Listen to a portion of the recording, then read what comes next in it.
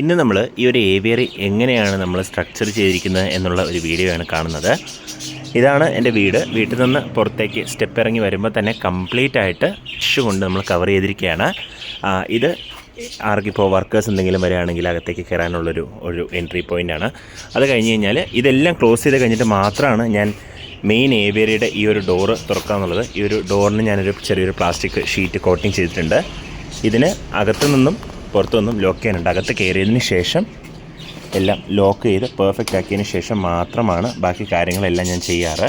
Case ഈ ഒരു lock ഇടാൻ മറന്നുപോയി, ഡോറ് തുറന്നുപോയി, 2-3 കിളികൾ പുറത്തേക്ക് ഇറങ്ങിയാൽ തന്നെ അവർ ഒരു വിധത്തിലും പുറത്തേക്ക് പറന്നു പോവില്ല. പുറത്ത് പറന്നു പോയി കഴിഞ്ഞ് കഴിഞ്ഞാൽ ബഡ്ജീസ് ഒരിക്കലും പുറത്ത് സർവൈവ് ചെയ്യില്ല എന്നുള്ളത് നിങ്ങൾക്കറിയാം. ഒരുപാട് പേര് ചെയ്യുന്നൊരു മണ്ടത്തരമാണത്.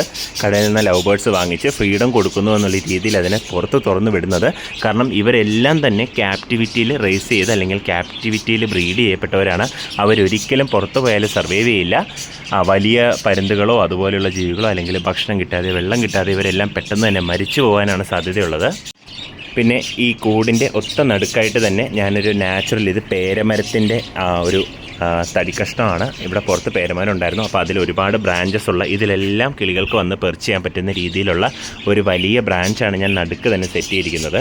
ഇതിനകത്ത് കുറച്ച് വെള്ളം സ്റ്റോർ ചെയ്യാനായിട്ട് ഞാനൊരു ചെറിയൊരു പരിപാടി ചെയ്തിട്ടുണ്ട്. ഇതിനകത്ത് എപ്പോഴും വെള്ളം ഉണ്ടാവും. ഈ വെള്ളം ഇത് മണ്ണുകൊണ്ടുണ്ടാക്കിയതുകൊണ്ട് തന്നെ വെള്ളത്തിന് നല്ല തണുപ്പായിരിക്കും. ഇത് ഫിഞ്ചസിന് തൽക്കാലം കയറി എന്തെങ്കിലും ഇതിനകത്ത് പ്രശ്നമുണ്ടായാൽ ഫിഞ്ചസിന് കയറി ഇരിക്കാൻ വേണ്ടിയിട്ടുള്ള കൂടും അതിനകത്ത് സെപ്പറേറ്റ് വെള്ളവും അവർക്കുള്ള ബ്രീഡിംഗ് പോട്ടുമാണ് വെച്ചിട്ടുള്ളത്. ഇതിനകത്തുള്ള ചെടികളുടെ കാര്യമെല്ലാം മുൻപ് ഒരു വീഡിയോ ഇട്ടിട്ടുണ്ട്. ബാക്കി കാര്യങ്ങൾക്ക് വേണ്ടി ചാനൽ സബ്സ്ക്രൈബ് ചെയ്യുക. പാർട്ട് 2 വേണ്ടി വെയിറ്റ് ചെയ്യുക. ബൈ.